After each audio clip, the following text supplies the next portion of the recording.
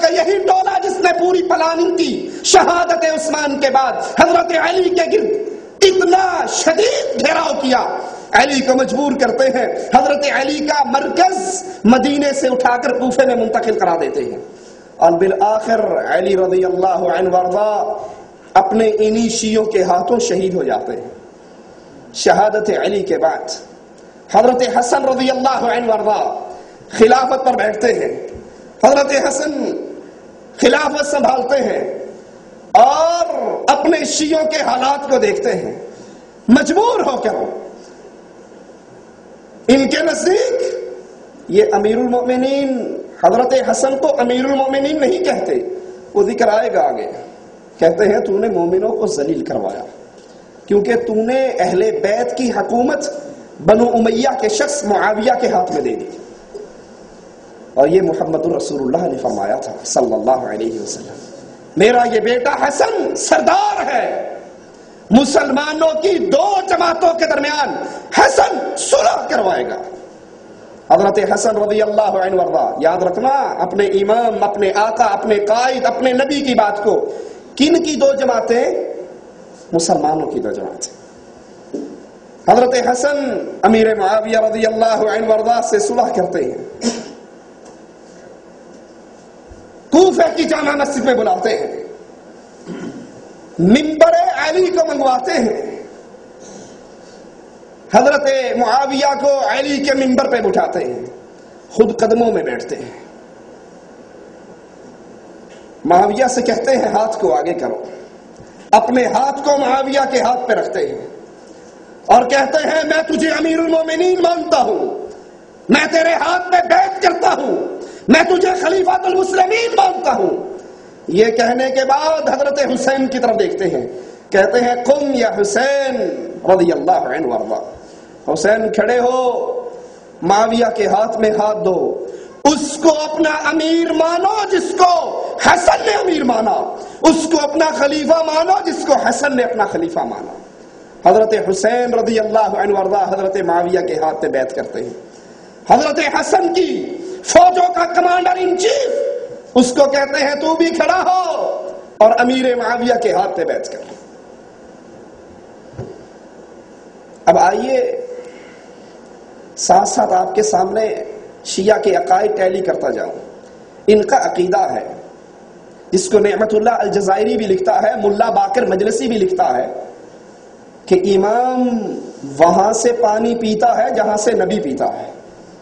امام ما کان وما یکون کا عالم ہوتا ہے، امام معصوم ہوتا ہے، امام سے غلطی کا تصور نہیں ہوتا، امام بھی، نبی بھی معصوم ہے، امام بھی معصوم ہے، اور جب امام پر کوئی ضرورت آتی ہے جیسے نبی پر وحی اترتی تھی ایسے ہمارے امام پر بھی وحی اترتی ہے، اس عقیدے کو سامنے رکھنا۔ اور ذرا حضرت حسن کے خلافت سے دستبردار ہو کر ہاتھ معاویہ کے ہاتھ میں دینے کے واقعے کو سامنے رکھ کر ذرا مقابلہ تو کرنا۔ آج کی شیعت حضرت امیر معاویہ پر کفر کا فتویٰ لگاتی ہے، وہ دوں گا آپ کو حوالہ، ان کی کتابوں سے دوں گا، اس کو جہنمی کا لقب دیتی ہے، نعوذ باللہ ثم نعوذ باللہ، نقل کفر، کفر نباشت۔ تو ذرا بتاؤ جس معاویہ پر تم کفر کے فتوے لگا رہے ہو، تمہارا امام معصوم ثانی اور امام معصوم ثالث اس کو اپنا امام مانتا ہے، خلیفہ مانتا ہے، اپنا آئیڈیل مانتا ہے، رہبر مانتا ہے، رہنما مانتا ہے۔ تم حق پر ہو یا امام معصوم ثانی اور ثالث حق پر ہے؟ اور پھر ایک شیعہ اٹھتا ہے، تذکرۃ المعصومین، یہ ہمارے ہاتھ کے اندر ہے، جس کا رائٹر ہے سید علی نقی جونپوری، اس کو شائع کیا ہے ولی العصر ٹرسٹ ضلع جھنگ نے، اس کا صفحہ نمبر ہے 141۔ اور یاد رکھنا اللہ کی توفیق سے آج کی پوری مجلس کے اندر سنیت کی کسی کتاب کا حوالہ نہیں دوں گا، جو کہوں گا ان کی کتابوں سے، کتابیں ان کی ہوں گی، عقیدہ ہمارا ہوگا۔ صفحہ 141 پہ کہتے ہیں، ایک شیعہ نے حضرت حسن سے کہا تم نے ہمارے شیعوں کو، ہم شیعوں کو ذلیل کر دیا۔ آپ نے عرض کی میں نے کیسے ذلیل کیا؟ کہا ایسے کہ آپ نے حکومت معاویہ کے حوالے کر دی، معاویہ کے ہاتھ میں حکومت دی، اس لیے آپ نے ہمیں ذلیل کیا۔ حضرت حسن کا جواب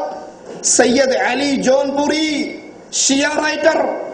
تذکرۃ المعصومین کے اندر صفحہ 141 پہ کیا دیتا ہے کہ حسن نے کہا قسم بخدا میں نے یہ اپنی خواہش اور رغبت سے ایسا نہیں کیا، بلکہ میں نے دیکھ لیا میرے شیعوں میں میری نصرت اور مددگاری کرنے والا کوئی ایک بھی نہیں تھا۔ تم ہمیں بلانے والے، تم ہمارے ہاتھ میں بیعت کرنے والے، لیکن میدان جنگ میں نہ تم نے میری مدد کی، نہ نصرت کی، نہ میرا ساتھ دیا۔ اس لیے مجبور ہو کر میں نے اہل کوفہ کو پہچان لیا، اس سے اہل کوفہ سے بڑے فسادی کوئی نہیں، ان کی اصلاح دشوار ہے، ان کے اندر وفا نہیں ہے، ان کے قول و عمل کا ٹھکانہ نہیں ہے، ان کا ظاہر اور باطن یکساں نہیں ہے، اس لیے یہ تلواریں آ کر کہتے ہیں ہم آپ کے شیعہ ہیں، آپ کے ہاتھ پر بیعت کر چکے ہیں، آپ سے محبت کرتے ہیں، اور ان کی تلواریں ہمیں قتل کرنے کے لیے برہنہ رہتی ہیں۔ حضرت حسن رضی اللہ عنہ وارضا اپنے شیعوں کے بارے میں کہتے ہیں کہ انہوں نے ہمیں بلایا، انہوں نے ہماری محبت کا صرف چولا پہنا، لیکن وقت پڑنے پہ کبھی ہمارا ساتھ نہیں دیا۔ حضرت حسن فوت ہو جاتے ہیں، اور یہ بھی ایک حقیقت ہے کہ حسن کو زہر کوفے کی ایک شیعہ لڑکی دیتی ہے، جعفہ اس کا نام ہے۔ علی کو شہید کرنے والے یہی، حسن کو زہر دے کر مارنے والے یہی، اور جب حضرت حسن ان کی وفات کے بعد یہ ہمارے ہاتھ کے اندر تذکرۃ الاطہار شیخ مفید کی کتاب الارشاد کا، کتاب الارشاد شیعوں کی، علامہ شیخ مفید شیعوں کا شائع کیا امامیہ کتب خانہ لاہور نے، اور اس کا صفحہ نمبر 247 ہے۔ 247 میں وہ لکھتے ہیں لما مات الحسن، جب حضرت حسن فوت ہوئے، تحرکت الشیعہ بالعراق، عراق کے شیعوں نے دوبارہ سر اٹھانا شروع کیا اور حضرت حسین کو خط لکھا، کتاب بھی تمہاری، مولوی بھی تمہارا، شیخ بھی تمہارا، مکتبہ بھی تمہارا، پریس بھی تمہارا، سیاہی بھی تمہاری، چہرہ بھی تمہارا۔ خط لکھ کر کہتے ہیں حضرت حسین کو کہ حضرت حسن نے معاویہ کی بیعت کی تھی، اب معاویہ کی بیعت کرنے والے حسن تو فوت ہو گئے، اے امام حسین علیہ السلام آپ معاویہ سے اپنی بیعت کو توڑ دیں۔ حضرت حسین کوفے کے شیعوں کو جواب دیتے ہوئے کہتے ہیں میرے اور معاویہ کے درمیان ایک عہد و پیمان ہے، اس مدت ختم ہونے سے پہلے میرے لیے معاویہ کی بیعت کو توڑنا جائز نہیں ہے۔ اگر معاویہ مسلمان نہ تھے بقول تمہارے، اگر معاویہ نعوذ باللہ ظالم تھے، فاسق تھے،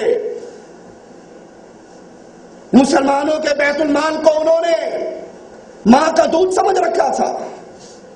جیسے مودودی بھی اپنی کتاب خلافت و ملوکیت کے اندر یہ لکھ کر گیا علیہ من اللہ ما یستحق، کہ معاویہ نے مسلمانوں کے بیت المال کو اپنی ماں کا دودھ سمجھ لیا تھا، بانٹا،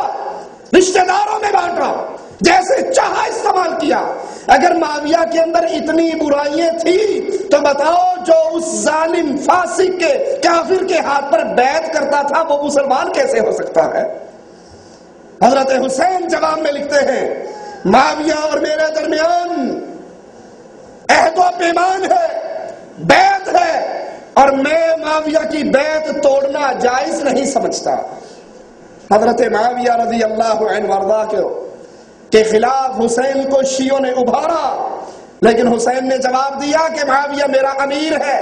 میرا خلیفہ ہے، میرا رہبر ہے، میرا رہنما ہے، میرے اور اس کے درمیان عقد ہے، بیعت ہے، جس کو توڑنا میں جائز نہیں سمجھتا۔ حضرت معاویہ فوت ہو جاتے ہیں۔ وفات معاویہ کے بعد پھر کوفے کے شیعہ دوبارہ خط لکھتے ہیں، یہ ہمارے ہاتھ میں احسن المقال ترجمہ ہے منتہی الاعمال کا، رائٹر ہے شیخ عباس قمی، ترجمہ کیا سید صفدر حسین نجوی نے، شائع کیا امامیہ کتب خانہ حیدر روڈ اسلام پورہ لاہور میں۔ اس کے سوا 358 کے اوپر 398 کے اوپر اس بات کو نقل کرتے ہیں کہ جب حضرت معاویہ فوت ہو گئے تو فوت ہونے کے بعد پھر دوبارہ خط لکھا